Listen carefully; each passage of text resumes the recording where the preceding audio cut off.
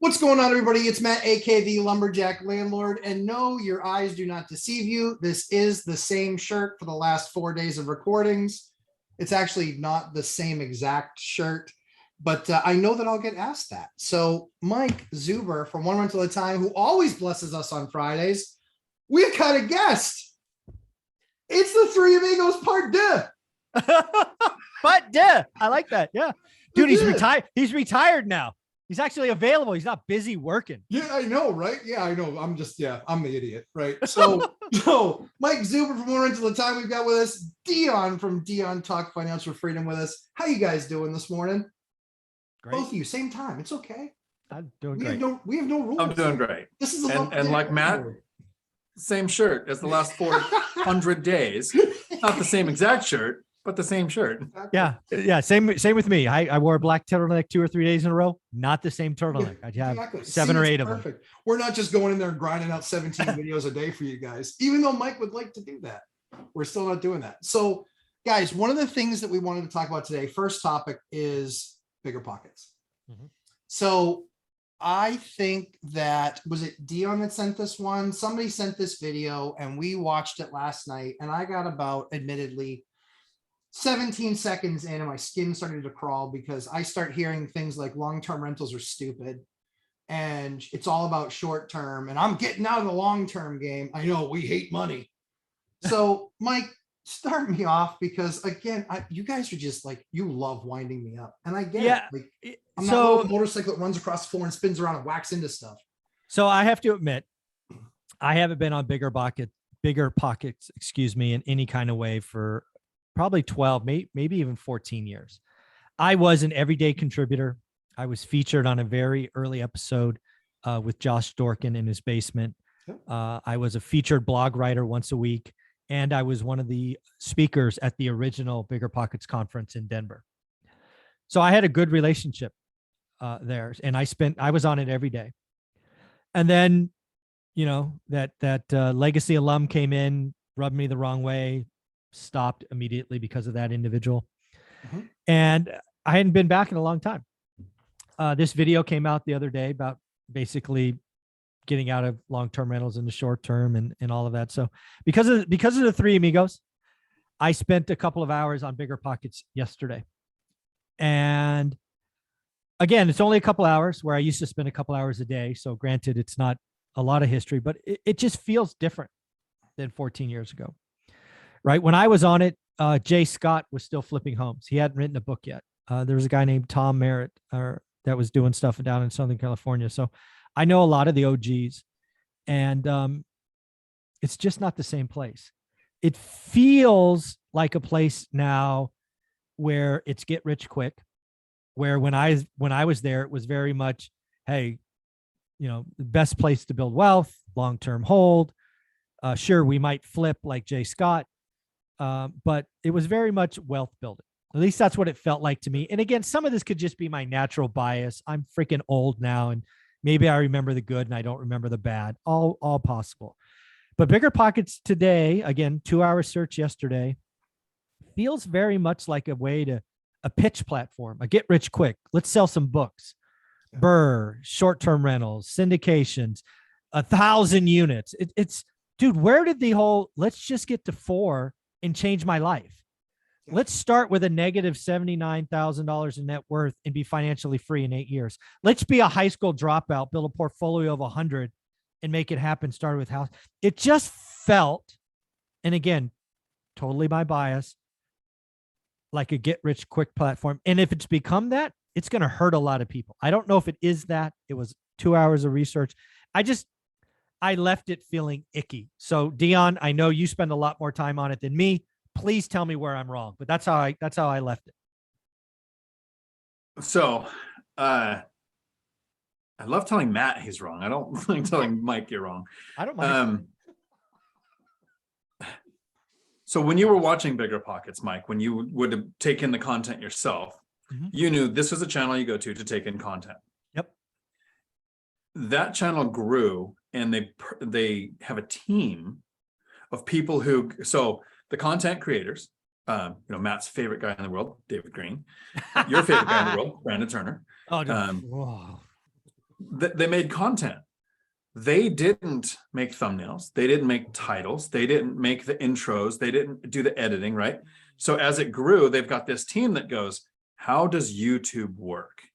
Okay. Because so what I would do is go, the average person, here's strategies you can use to make work optional. Let us try to help you. Like that's what we want to put out there, right?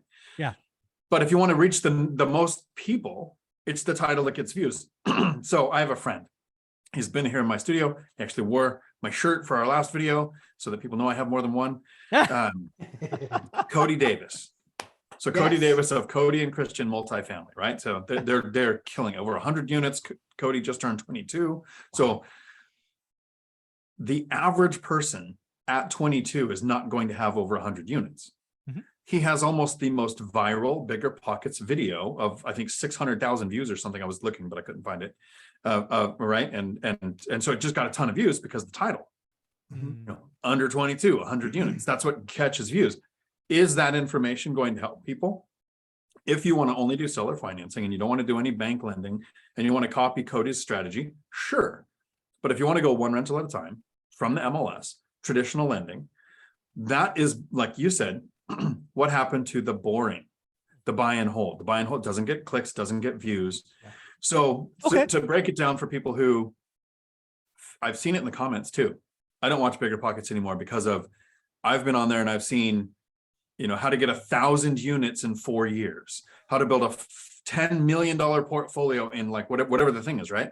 So it's the BiggerPockets podcast that gets views with catchy titles that don't apply, in my opinion, sometimes to the average person. Got it. They have the Real Estate Rookie podcast, which doesn't get branded so much with BiggerPockets, but it is BiggerPockets. So you Interesting. have Okay. 2 hosts with smaller portfolios who you have to have done. For a long time, it was less than 10 deals to be on the podcast. Now I'm hearing it's less than 4 deals to be on the podcast. So they have that. Here's for the newbies. Here's for the views. I still watch the other one because I know Matt isn't a fan of David Green, but to take someone who worked in law enforcement, who has the same barber I do, who speaks so eloquently when it comes to finances, and people who've done public speaking understand this. When you're saying something, your brain is about 3 sentences ahead of the words coming out of your mouth, so you get the tone and inflection right. And to hear him do that and understand the concepts he's talking about, I watch everything he puts out. But does it apply to the average person? That's where you guys come in. Yes, Yes, it doesn't. Yeah. So I want to go back to the rookie because again, you're right. In my 2-hour review, I don't know that stuck out to me. I don't know that I was looking for that, but it didn't stick out to me. So maybe everything I was looking at was the bigger 1,000 unit stuff. So thank you. Right. I guess I got to go look for the rookie, but I think the rookie one, again, I admittedly never seen it. Getting it down to 4 units is it's still the wrong thing. There are people with hundreds of units that cater to 4 units, getting that first one. And I think you missed something because again, as you know, the first 4 years are hard. Yeah. And I spend all of my time, and again, this is probably selfish and a natural bias, and I feel like BiggerPockets doesn't like me. Did you guys know? Here's a crazy fact. I sent the draft of One Rental at a Time to BiggerPockets to publish. I was willing to take 0 money from it to let BiggerPockets publish it because I wanted to get back to the platform that started my journey, which was BiggerPockets. And they said, no, thank you. Basically, they had their buy and hold guy and his name was Brandon Turner. So they told us, no, they don't want One Rental at a Time. Okay, fine. That's okay. I'm a big boy. But yeah, so I tried. I was willing. So maybe I have a natural, maybe I'm just cranky. But yeah, so maybe I should look at the rookie stuff. So, but again, I think somebody who's got, 50 units, but is focused on helping people get started, I think that's a better story than, hey, we've all got 4 units together. Let's get in an echo chamber and talk about how Section 8 inspections suck. Well, you know what? I've had 1,000 Section 8 inspections. Let me tell you, it doesn't really suck. It sucks the first time, but let me tell you about it, right? Let's have a counseling session. So I don't know. I guess I just need to admit I'm cranky. Boy, I don't do that. Film at 11. Anyway. So I think that, so to pick up on something that Dion said about green. So I don't know that many people know this, but he's got one of the largest lenders in the country. I didn't know that. That's kind of a thing in my eyes, that you should be disclosing on every single thing that you talk about, because I think there's a couple pieces to it. One, he clearly understands what it takes to run a massive business, right? Because that business is massive. If it's that big, it's massive. He certainly knows what he's seeing from whether it's credit degradation or cancels or whatever, like he certainly sees that stuff. And I think what kind of irks me about it is we talk about what we do and firsthand experience and firsthand knowledge. And I think that on the finance side, that's certainly something that he crushes, right? But in owning that massive mortgage company. Mm-hmm. But the example that we'll take yesterday of STRs, I know that he was talking about, oh yeah, I hardly ever get to get out on the road and buy me some real estate, but put a house in Florida under contract and put a bunch of Smoky Mountain cabins under contract. And it's like, who is he talking to? Like, that is not that's like a 1 in 100 or 1 in 1,000 investor that like hops on a plane and goes and kind of on a whim and give me. I'll take that one over there. I'll take the yellow one over there, the blue one. I got to get out because I got to get to Florida and put that other house that I have under contract. And so I think that I think that's a little bit lost. But I think the other thing too is that in that strategy, I think that people have no idea how much that strategy costs. They have just no idea that being in disparate markets all over the country, how much that actually costs. If you're going to go down that path and be the jet setting real estate investor, people need to understand that there's massive risk to that and massive cost to that. Because if you're doing the one rental at a time way, and you got to know that market 90, 120 days, you can't do that for more than, and stay in it to win it and really understand the market dynamic in more than, I don't know, 4 markets, maybe 5 tops. But Dion, go ahead. So David Green fan. Here's who David Green is talking to. Yeah. Everybody. You looked at it looking for things you can disagree with. Okay. Did you know that he's also talking about, with everything he's making and the lending that he has, house hacking in San Francisco? He's currently house hacking, just bought another house hack a few months ago. He's still talking to people who want a house hack, whether you make $17 an hour or $1 bazillion an hour like he does now. So if you're looking for information on house hacking, it was there too. But you were looking for, what is he saying that the average person probably won't relate to? And you found it. So he's talking to the niche people. He's talking to the people who want a house hack. He works on his podcast. He's talking to BiggerPockets fans for BiggerPockets on BiggerPockets dimes.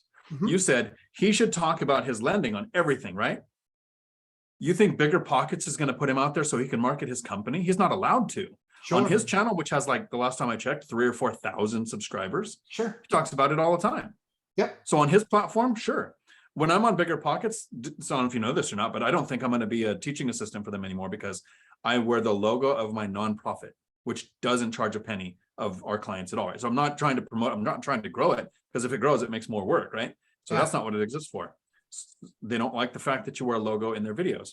When you're working for BiggerPockets, you're only supposed to talk BiggerPockets. So I'll defend Green that he doesn't talk about his lending stuff much. I've heard him mention it, but not a lot, because they don't let you. Yeah. Wouldn't make sense. Their platform's not to grow his stuff. For sure. Not much about growing his properties or growing his business, but more always giving the financial perspective, like really kind of digging into those numbers and talking about those things. Like, that guy is, as far as I can tell, he's a mortgage ninja, right? Like, he's like Matt the mortgage guy. I mean, except he owns something that's massively, massively, massively huge. So even the analytics that those guys can provide at the press of a button, because Mike and I embrace tech, right? Like the data that he has at his fingertips at the press of a button, that'd be far more valuable. But I think that I didn't hear any I didn't hear, and maybe I didn't, admittedly, I couldn't watch the hour and 14. Couldn't bring myself to it. I struggled. I watched a good portion of it, but I struggled because so much of it is setting people up for failure. They're talking about all the upside. They're talking about look at this and look at this and look at this, like Grant Cardone. Grant Cardone is amazing, but I have never heard him say poo-poo about anything other than you just got to 10x it. I swear to God. And so I think that that's where the key is. That's why, if I have to pick between the three, that's why Gary Vaynerchuk's more my dude. Because he's just like, yeah, it sucks. It's awful. It's the worst. Absolutely. Find it, you love it, and then you work and you get through it and stop being a whiner. I'll take the con there. I've never once heard something come out of Gary V's mouth that I cared about, thought, or I can implement. Nothing actionable. Everything is got to have the right mindset. Well, mindset didn't get me crap. Give me something I can do. Sure. Let me buy one rental at a time. Let me learn how seller financing works. Let me learn how house hacking works. Give me those actionable things. So you're right. We all have different needs on what we're going to take from. What does the average person benefit from? There are people who need that mindset shift. That's not something I've ever needed. Agreed. So I put on Gary V and I'm like, in that hour and a half, I think there was a meme worth of information. Yeah. And so you and I have talked about that actually. I think you and I talked about that, which was kind of was like, okay, like enough with the hustle porn. But if I had to pick between the three, right? Like you're taking what you need from that person. What I want to see and what I'm most concerned about and why I still talk about doing deals on the daily and on the weekly and on the monthly, why I still talk about those is because you want the experience and want to hear about the stories of the experience of doing that thing. But we're pretty well at our sizes. We're pretty well insulated from one transaction crushing us. Yeah. And that's my concern is that I see people getting into Airbnb and following these people that have built these Airbnb kingdoms. The fact of the matter is that none of them started those Airbnb kingdoms in the last 12 months or 24. It was all time. And what they got was a market event that propelled them further than anybody ever thought it would. And there's going to be downside. I just think that there's more risk. That admittedly, I don't watch the rookie podcast piece. Don't watch it.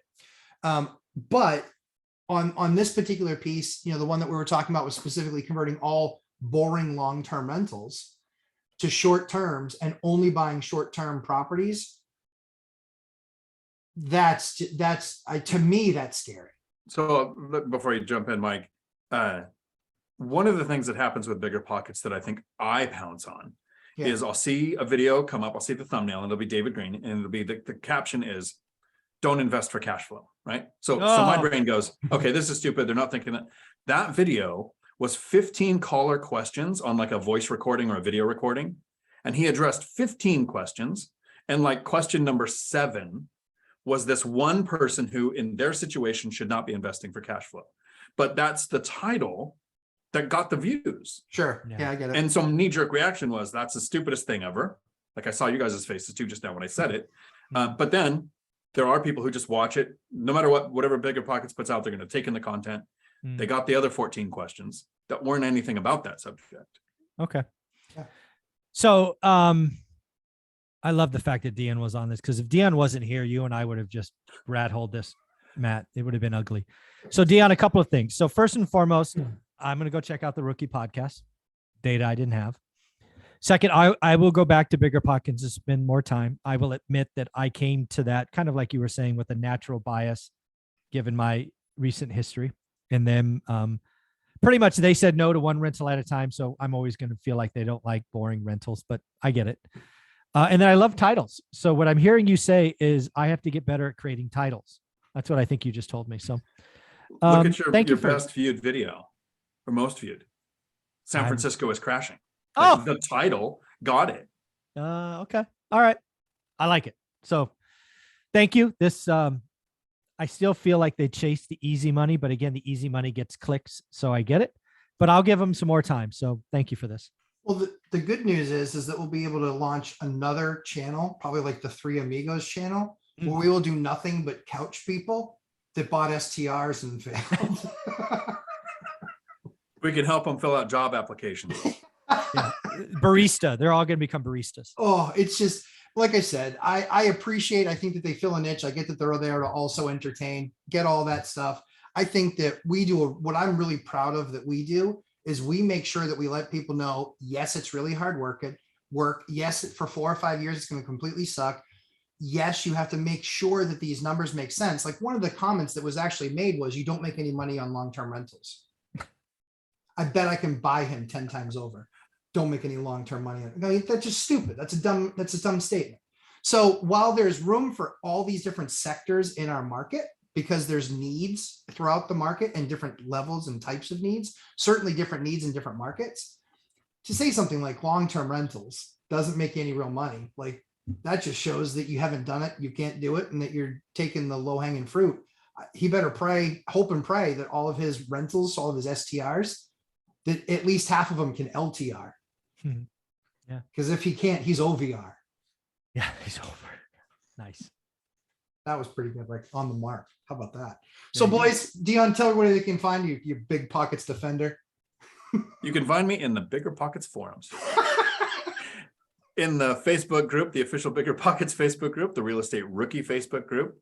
You can find me in the One Rental at a Time course. And you can find me right here on YouTube, Dion Talk Financial Freedom. And throwing life preservers to anybody that's ever posted on BiggerPockets. Where can they find you, my friend? One rental at a time. I will not be posting on BiggerPockets, but I will give them a lot more time. And I appreciate that I came to this with my own bias. So Dion, thank you for clearing that up. I appreciate you. I just don't like anybody. So as we always say, just like and subscribe. We love you, our viewer. We love you, our viewer. That's who we're here for, because it's certainly not for the massive checks I'm getting cut. Anyway, we appreciate you guys taking the time with us. As always, like and subscribe, and you will see us in the next video debating some other BiggerPockets topic. Talk soon.